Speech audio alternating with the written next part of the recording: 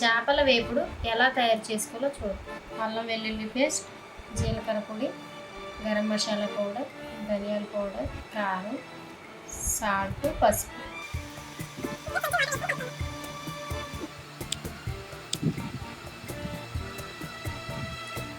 చేపల ఫ్రై తయారు చేసుకునే విధానం.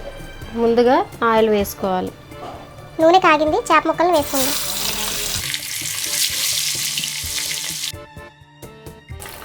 రెండో వైపు టర్న్ చేసుకుందాం.